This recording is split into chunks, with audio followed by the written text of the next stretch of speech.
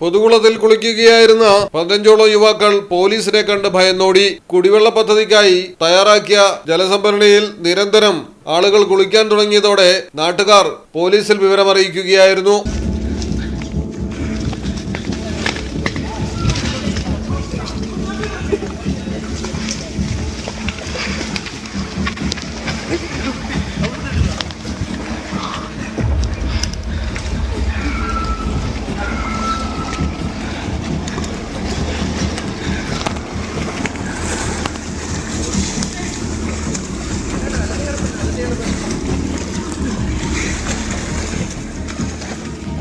കാസർഗോഡ് മഞ്ചേശ്വരം പഞ്ചായത്തിലെ 6ാം വാർഡിലാണ് സംഭവം നടന്നത്.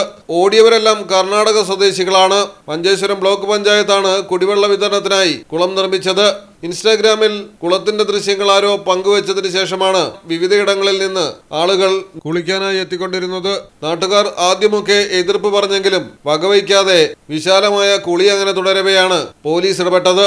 നാട്ടുകാരനായ റുഫൈസ് പോലീസിന് പിന്നാലെ എത്തി ദൃശ്യങ്ങൾ പകർത്തി പങ്കുവച്ചതോടെ ആദ്യം ആർക്കുമൊന്നും മനസ്സിലായില്ല എങ്കിലും നിജസ്ഥിതി നിലവിൽ പുറത്തു വന്നിരിക്കുകയാണ്.